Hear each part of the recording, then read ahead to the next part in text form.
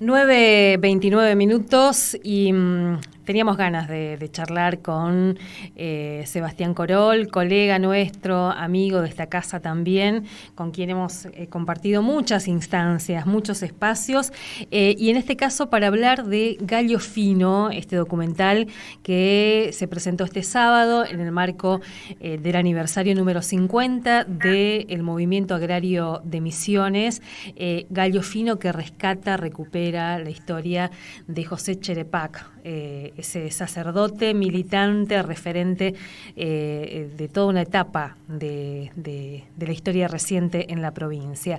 Sebastián, buenos días, ¿cómo estás? Hola Alicia, ¿cómo están? Muy buenos días.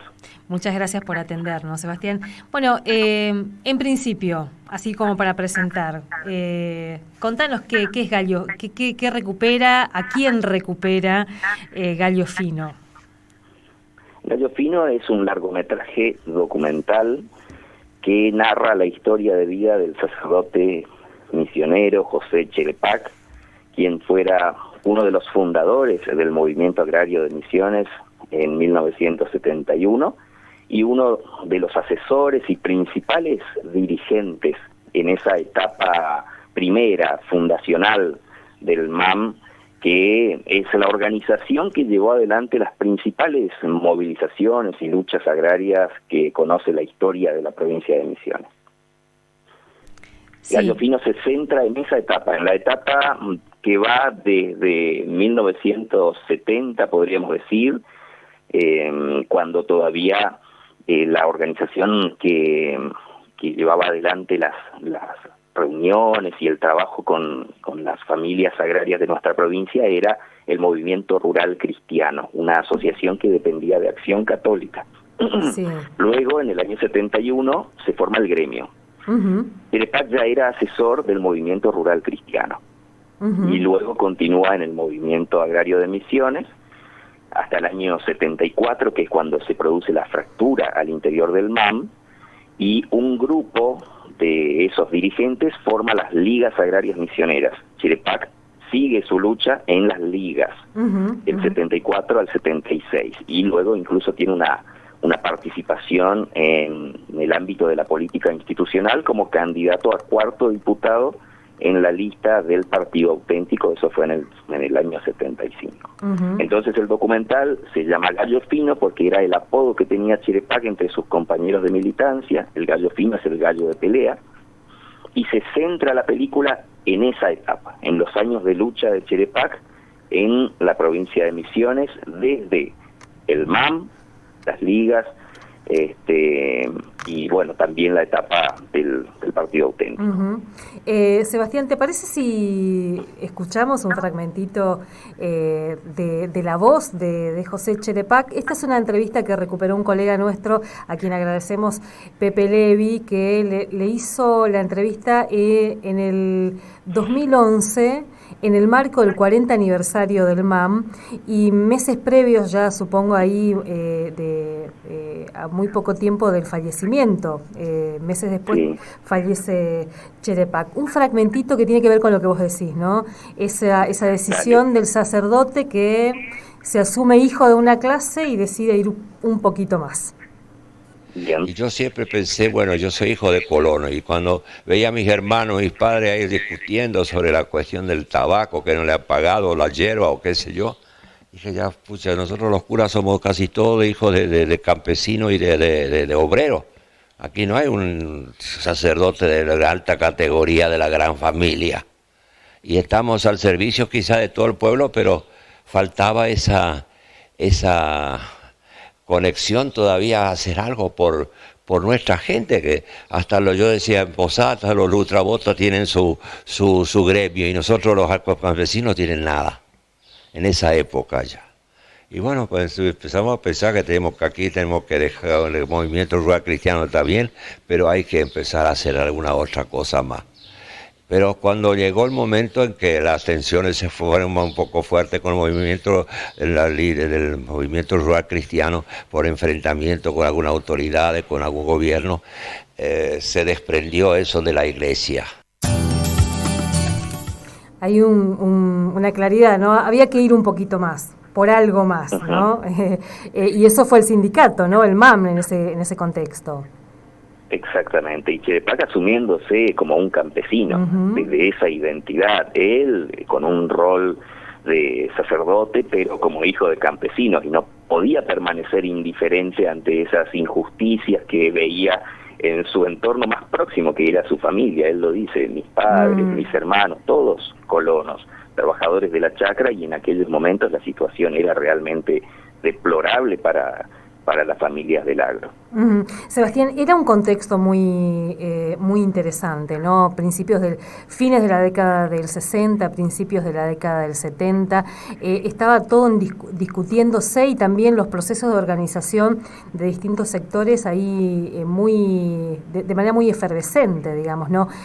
¿Cómo te encontraste vos con esta historia y cómo te encontraste también con este desafío de recuperarla?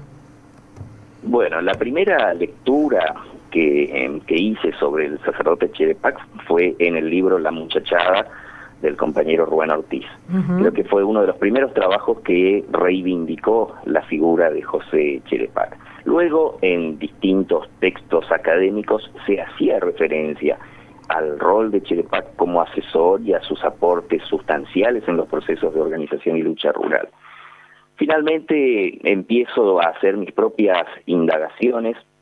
Primero investigaba la historia de vida de Estela Urdanis, quien fue editora del periódico Amanecer Agrario, y en ese proceso de indagación biográfica de la vida de Estela, nuevamente aparece con fuerza una y otra vez la figura de Cherepac, y es cuando decido interiorizarme un poco más. Yo lo visito a Cherepac también en el año 2011, más o menos en el mismo momento en que Pepe Levi le hace esa entrevista, pero ya estaba muy afectado por su problema de salud, padecía un cáncer, y lo estaba tratando mal, y no pudimos hacer la entrevista. Sin embargo, charlamos un rato en el salón parroquial que está frente a la iglesia que él construyó, y fue cuando me comparte algunos archivos de su archivo personal. Había en un sobre recortes periodísticos, varios ejemplares de Amanecer Agrario, fotografías, discursos que dio Cherepac en aquellos años todavía mecanografiados. Por ejemplo, el discurso que leyó en la manifestación del MAM del 20 de octubre del 71, cuando se concentraron en Candelaria y fueron brutalmente reprimidos por las fuerzas de seguridad. Bueno, ese discurso y otros documentos. Bueno, sin duda fue una cosa muy, muy inspiradora para avanzar con la investigación, y fue a través de esos archivos que inició el proceso de reconstrucción de su historia de vida, con entrevistas, y empiezo a buscar más materiales por distintas fuentes, y bueno, doy forma primero a un artículo periodístico, una crónica que aparece publicada en la revista Superficie, y tiempo más tarde adapto esa crónica a un formato de guión audiovisual, lo presentamos al INCA en 2015, el proyecto resulta ganador, comenzamos a trabajar con el rodaje, 7 jornadas de entrevistas con Héctor Jaquet al frente, en la dirección de registro testimonial. Luego asume Macri, y entre muchas otras desgracias y situaciones nefastas para nuestro país, se paralizan todos los proyectos audiovisuales que venían de la etapa anterior, y eso nos significó un contratiempo inmenso.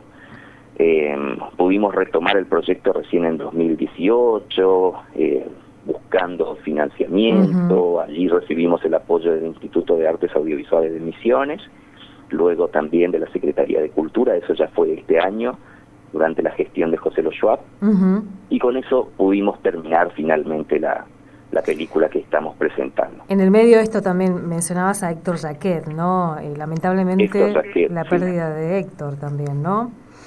La película está dedicada a la memoria de Héctor. Héctor le puso mucha energía, mucho corazón a este proyecto, y es el mejor recuerdo que puedo tener de mi primera experiencia como en el documentalismo, ¿no? Haber he estado acompañado de un gran maestro y un gran amigo como lo fue Héctor. Hablabas de las entrevistas. ¿Quiénes aparecen en el documental? ¿Qué fuentes? ¿Qué voces? Bueno, en el documental entrevistamos a familias del barrio San Rafael de Posadas. Cherepac se ordena en el año 1960. Sus primeros 2 años trabaja en la catedral y desde ese lugar además acompaña algunos barrios periféricos. Uno de esos barrios fue San Rafael. Entonces entrevistamos a familias de ese barrio, entrevistamos de la década de 1960 también a Venancio Sas, ex sacerdote, que fue teniente cura acompañando a Cherepac cuando Cherepac estuvo en la catedral entre 1966 y 1970. Es ya la primera etapa de un Cherepac con una conciencia, digamos, liberadora en muchos aspectos y una mirada muy crítica respecto al rol de la Iglesia. Hay que tener en cuenta que esos son los años del Concilio Vaticano II, que produce fuertes transformaciones al interior de la Iglesia. El obispo Kemmerer asiste como uno de los representantes de Argentina al Concilio Vaticano II y vuelve con otra mirada, otra actitud, y eso también propició que se generaran algunos procesos de movilización y organización en nuestra provincia. Él lo menciona mucho a Kemmerer. Perdón. Sí, se lo menciona mucho, sí. Sí, te sigo escuchando, perdón. Entrevistamos a Venancio Sas, entonces entrevistamos ya de la década del 70 a Eduardo Zurakowski, a Pablo Fernández Long, a Juan Carlos Berendt, a Susana Benedetti, a quienes más. Bueno, son varios los entrevistados. Pero de esa etapa a ellos entrevistamos también a Elizabeth Kubik, que fue la gran compañera de toda la vida de Cherepac. Ellos se conocen en la década del 60, justamente en el barrio San Rafael. Elizabeth llega a la Argentina desde Alemania como monja. La conocían como la hermana Dorotilde.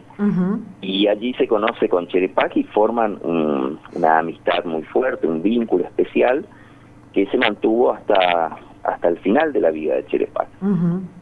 Entonces Elizabeth fue clave en su historia de vida, colaboró con todo el proceso que permitió que Cherepac pudiera salir del país en el año 77, lo acompañó en Alemania durante el exilio, y su testimonio es clave. Y entrevistamos también a Narciso Cherepac, el único de los hermanos de José que quedaba, ya fallecido también, lamentablemente no nos pudo acompañar durante la función. Entonces hay entrevistas a personas que lo conocieron en diferentes momentos y diferentes lugares a Cherepac. Sebastián, ¿te parece? Seguimos escuchando un fragmentito, elegimos de esta entrevista un fragmento en el que habla de su opción como sacerdote también vinculado a una etapa en la que se discutía la violencia, en la que se discutía el acceso a las armas y bueno, el posicionamiento que él tiene y después también la detención. Así que hay un fragmentito de Cherepac. Porque me habían avisado que me cuide que no tenga armas. El obispo mismo me dijo, porque parece que al obispo le dijeron también que me avisara al monseñor Kemmerer. Yo dije, yo armas nunca tuve ni voy a tener, porque me ofrecieron también tener en el arma un revólver en el auto. Yo dije, si el día que yo tenga que tomar el arma para tener un arma como cura, digo, el evangelio va a estar una basurero.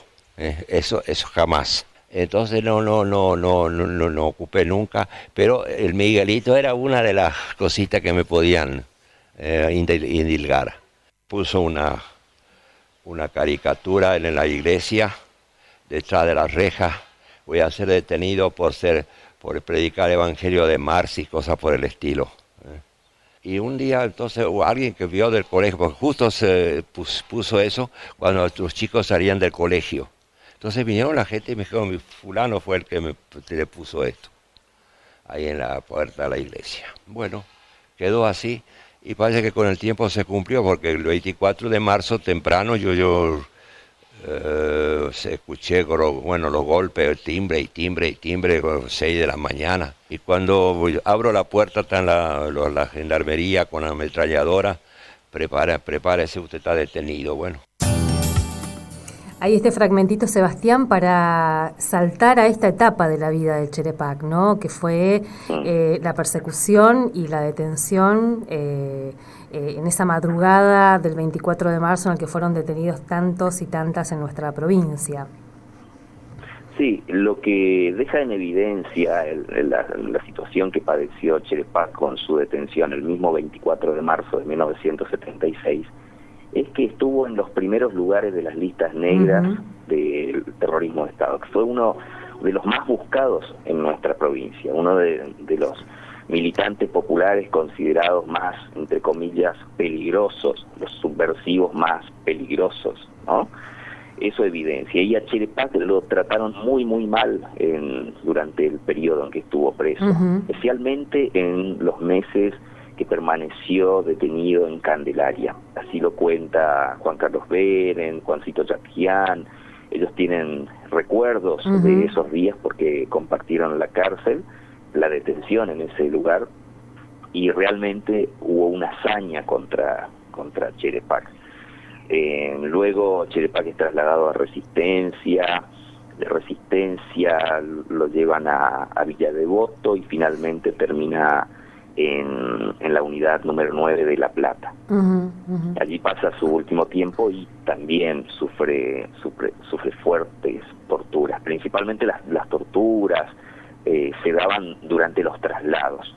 Cuando lo trasladan de Resistencia a Villa Devoto le rompen las costillas y le rompen todos los dientes. Esto no quiero ser morboso con la descripción, pero es solo para dar cuenta del nivel de violencia que sufrió Cherepak, y no recibió ningún tipo de asistencia médica. Las costillas se soldaron naturalmente, sin ningún tipo de atención. Los dientes, cuando llega a Alemania, se tuvo que hacer la boca entera. Realmente la pasó muy, pero muy mal en la cárcel y fue una experiencia traumática, sumamente traumática. Pensaba, él menciona... Cherepak escribió todo ese proceso en un testimonio similar al de Silvio Liuzzi. Silvio Liuzzi escribió también su Via Crucis por las cárceles, y Cherepak escribió su testimonio, que yo lo reproduzco íntegramente en el libro que vamos a publicar dentro de algunos meses. Y allí da detalles, incluso da nombres de algunos sacerdotes que fueron colaboradores del terrorismo de Estado en nuestra provincia. Él lo menciona con nombre y apellido: Casimiro Rutkowski, que era cura castrense y directamente involucrado con la represión. Y respecto a los Miguelitos, que él dice, él reivindica a los Miguelitos, dice una pistola no, pero los Miguelitos sí.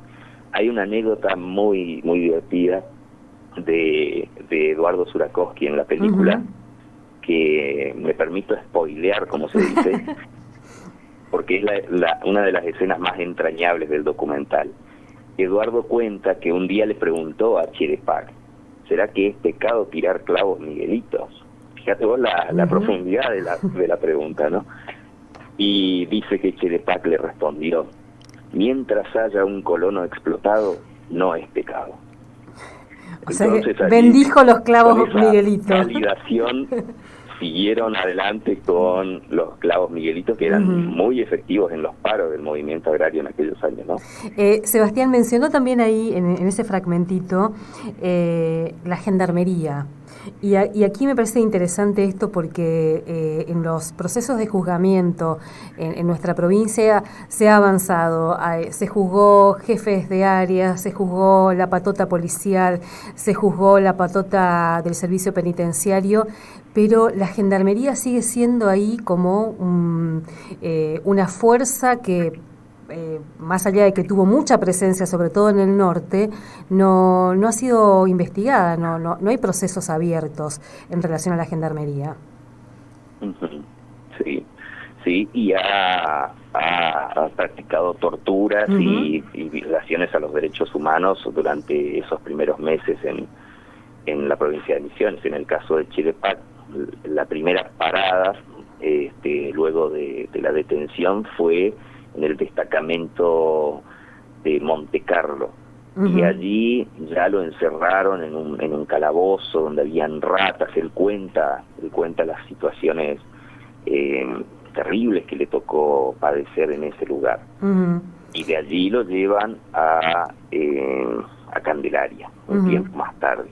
Sí, hay mucho ese paso además por El Dorado, porque cuando uno habla con quienes estuvieron en esa zona, es cierto, el paso por El Dorado, que nos tocó ver ese destacamento unos años después, casi 30 años después, y sigue igual, nos decían, es igual al lugar, está en las mismas condiciones que cuando trajeron aquí a muchos de los presos políticos en esa etapa. Sebastián, ¿y el exilio? ¿Qué recuperas del exilio?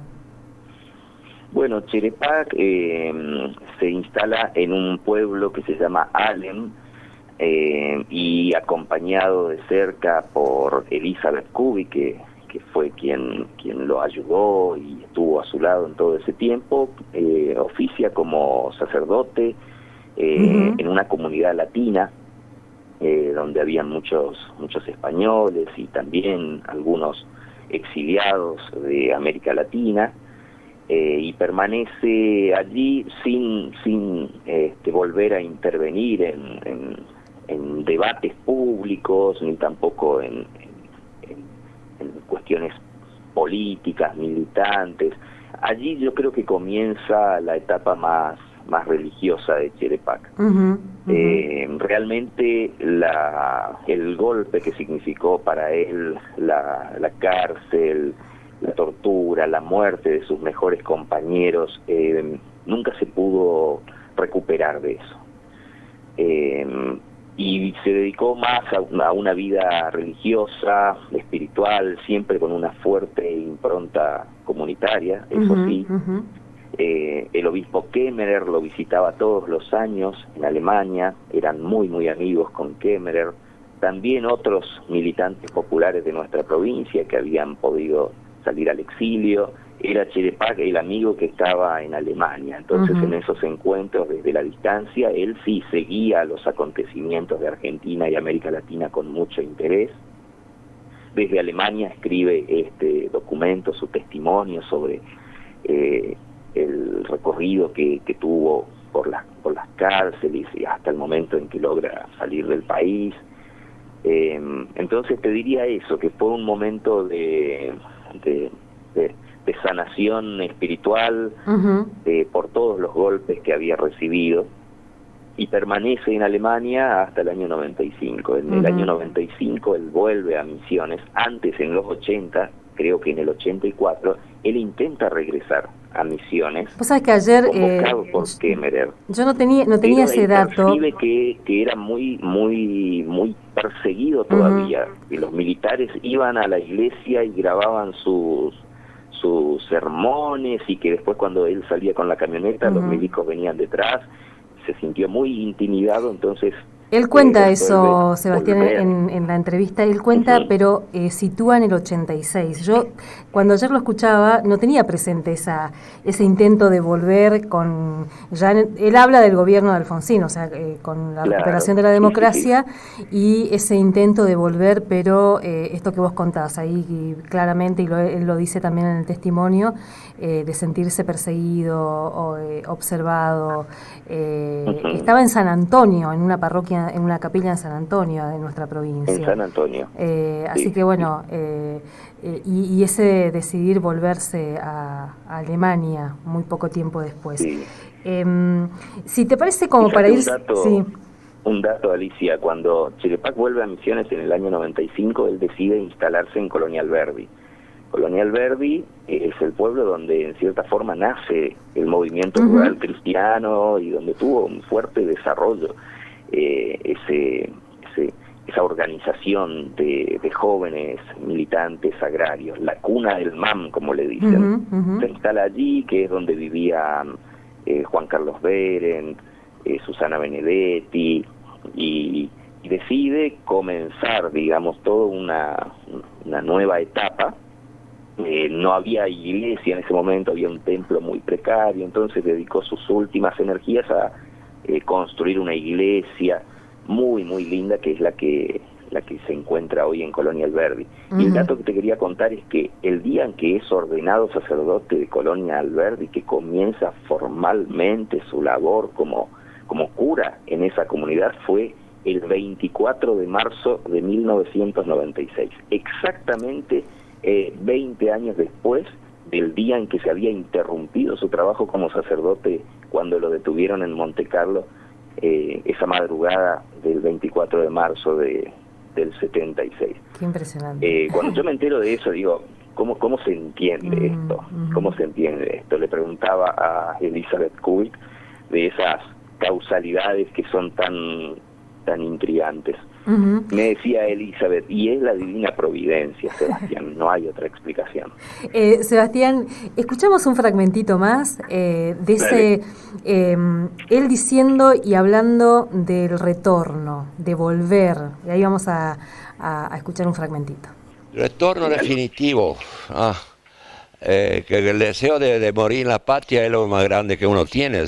La patria no puede, por más que te sentí bien allá y no me faltaba nada, poquito a poco combinando las cosas, llenando algunos contenedores con algunas pertenencias mías, y regresé.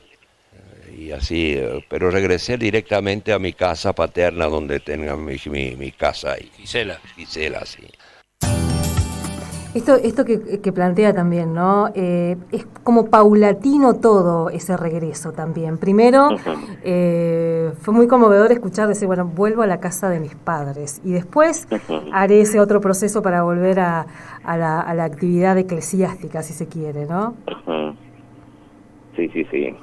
La casa de Colonia Gisela, nosotros visitamos esa casa, fue allí donde entrevistamos a Narciso Cherepac, hermano de José. Y en Colonia Gisela está la iglesia de la Inmaculada Concepción, que construyeron los padres de Cherepac. Hay una historia interesante allí también. ¿Y cómo fue la presentación ahí, ya para cerrar, la presentación el sábado ahí en Colonia Alberdi, en el marco de los 50 años del MAM? Que hay que decirlo también, la última etapa de Cherepac, cuando él vuelve a la Argentina, él no toma contacto con el MAM. Y dice, entre otras cuestiones, que bueno, este es otro MAM, no es el de esos años, digamos, ¿no? ¿Cómo fue la experiencia ahí en Alberdi, con la gente viendo al sacerdote y conociendo una parte de la historia que tal vez no la conocían también, ¿no? Sí, fue muy, muy emotiva la función, realmente. Estuvieron presentes familiares de José, estuvieron militantes del primer movimiento agrario de Misiones, Eduardo Zurakowski, Susana Benedetti, Juan Carlos Beren, Pablo Fernández Long, las hijas de Anselmo y Valdimiro Hitler, muchos familiares de desaparecidos o asesinados o del ámbito rural en nuestra provincia, militantes populares de otros lugares que lo conocieron, a Cherepac también estuvieron allí, y vecinos de Colonia Alberdi, por supuesto. Cherepac pasó desde el 95 hasta el 2011 en Colonia Alberdi, como fue el cura párroco. Entonces muchos vecinos de la comunidad también estuvieron presentes y se acercaron con sus silletas y formamos las burbujas por grupos de asistentes, y allí compartimos la película.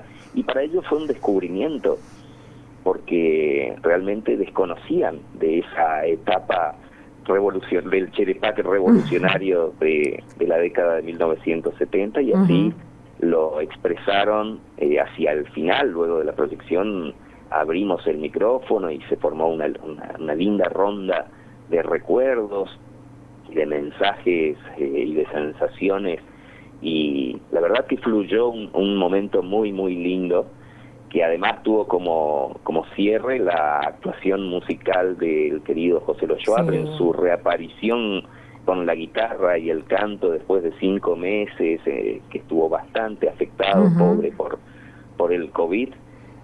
José nos acompañó durante la proyección y después guitarreamos y cantamos un poco juntos. Él interpretó Tractor Opaco y cantamos también junto a Juan Carlos Beren Cuando tenga la tierra. Y eso también le dio como un cierre alegre y festivo a un encuentro que fue muy movilizador y muy emotivo.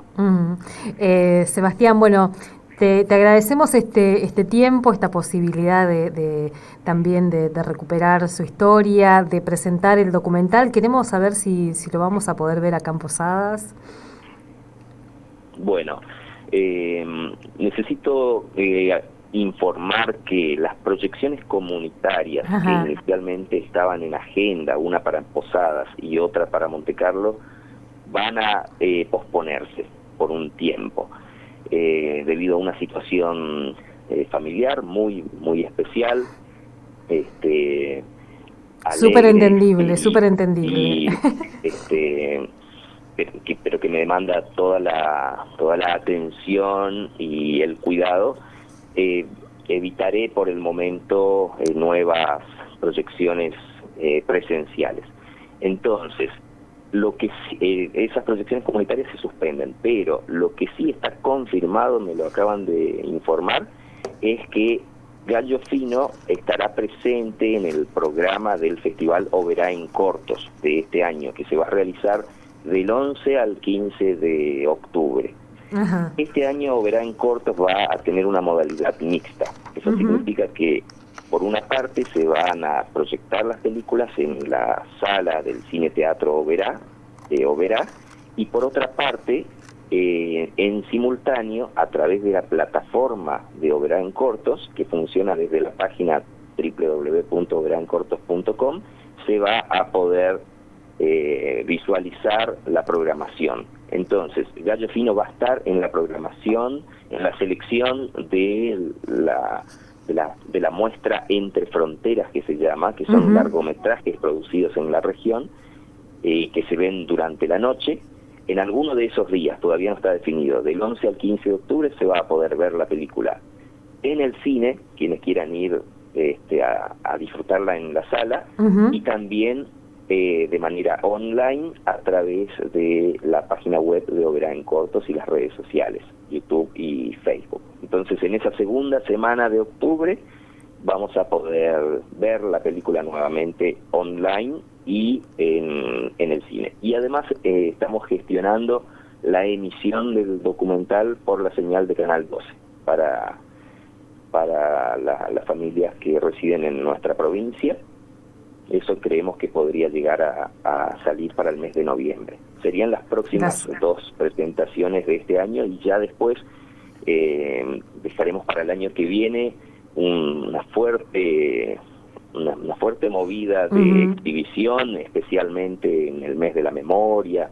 Vamos a proyectar la película en diferentes lugares, ya nos están invitando algunas organizaciones de derechos humanos. Seguramente que va a circular mucho la película, pero el año que viene, los primeros meses del año que viene. Además, ya seguramente, y ojalá ya pandemia por lo menos esté un poco más controlado y también podemos circular todos y todas. Sebastián, también, muchísimas gracias y un abrazo enorme a Mariana ahí, con todo el afecto desde acá también. Bueno, muchísimas gracias, Alicia. Un abrazo. Un abrazo. Sebastián Corol, ahí charlábamos Gallo Fino, la historia del sacerdote José Cherepac. El Chere, le decían algunos ahí, allegados en la zona de Montecarlo, donde estuvo, tal vez donde fue su última etapa de este sacerdote militante, previo a la detención, como charlábamos con Sebastián, ese 24 de marzo del 76, en el que son detenidos una cantidad muy importante de referentes políticos, sociales, militantes de distintos sectores, y que fueron detenciones legales. Después vino una etapa de la dictadura que fue realmente muy cruenta, donde ya empezamos a convivir con los centros clandestinos de detención, las torturas más brutales, las desapariciones, los asesinatos más cruentos. Así que bueno, una etapa muy compleja. Vamos a estar después contándoles cuándo y reiterando esto que decía Sebastián también, cómo se puede ver, además de lo verán cortos, este documental. 10:04.